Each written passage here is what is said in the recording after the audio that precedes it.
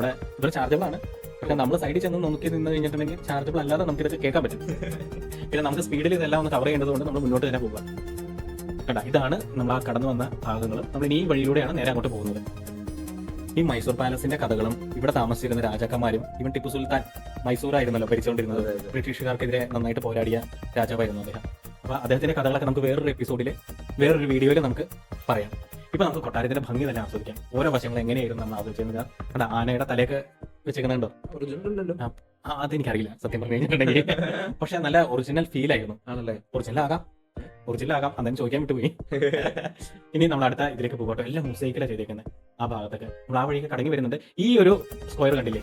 ഈ സ്ക്വയറിൽ അന്ന് അവരെ ആ ഗൈഡുകളൊക്കെ എക്സ്പ്ലെയിൻ ചെയ്യുന്നുണ്ടായിരുന്നു. ഇവിടെയായിരുന്നു മല്ലയുദ്ധങ്ങളൊക്കെ നടന്നിരുന്നത്. അപ്പൊ ഈ കൊട്ടാരത്തിലെ രാജാവും ബാക്കി രാജകുടുംബാംഗങ്ങളും സ്ത്രീകളും ഉൾപ്പെടെ, കൂടാതെ അവരുടെ മന്ത്രിമാരും ബാക്കിയുള്ള കൊട്ടാരത്തിൽ വരുന്ന ആൾക്കാരെല്ലാം ഈ വശത്തിരുന്നായിരുന്നു മല്ലയുദ്ധമൊക്കെ കണ്ടുകൊണ്ടിരുന്നത്. എന്തായാലേ. പിന്നെ ഈ ഭാഗത്ത് കണ്ടില്ലേ? ഇപ്പൊ നമ്മൾ ഈ നടക്കുന്ന ഭാഗത്ത് ഇതൊക്കെ കണ്ട, ആ തറയൊക്കെ നോക്കിക്കണം.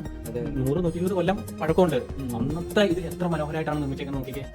ഇവര് ഒരു കാര്യമുണ്ട് കേട്ടോ, ഈ വാടിയാർ രാജാക്കന്മാര് ബ്രിട്ടീഷുകാരായിട്ട് അത്യാവശ്യം നല്ല ലൈസങ്ങളായിരുന്നു പോയിരുന്നത്. അപ്പൊ അതുകൊണ്ട് സുഖമായിട്ട് അവർക്ക് ഭരിക്കാനുണ്ടായിരുന്നു ഇവിടെ. ഇത് കാരണം ബ്രിട്ടീഷുകാർക്ക് കപ്പം കാര്യങ്ങൾ കൊടുക്കുന്നുണ്ടാവും, ടാക്സ് അടയ്ക്കുന്നുണ്ടാവും. പക്ഷെ എങ്കിലും അവരുടെ ഭരണം നിലനിർത്താൻ അവർക്ക് പറ്റി. അല്ല, ആ സ്വർണം തിളങ്ങി നിൽക്കുന്നുണ്ടോ?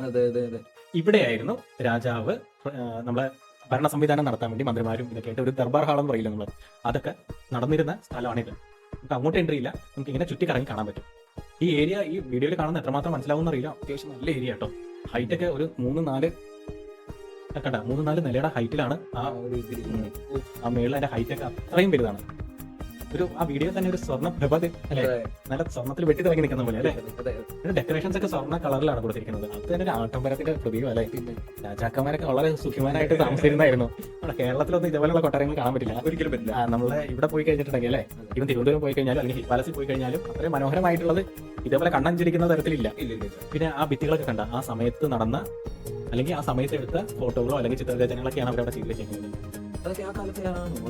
ആ കാലഘട്ടത്തിലെ മിക്കവാറും തന്നെ ബ്രിട്ടീഷുകാരുടെ ഒക്കെ ചിത്രങ്ങളും കൂടാതെ അവരുടെ പടയാളികളുടെയൊക്കെയാണ് അവിടെ ഫോട്ടോയൊക്കെ വരച്ചു വെച്ചിരിക്കുന്നത്. ഫോട്ടോ ആയിരിക്കും.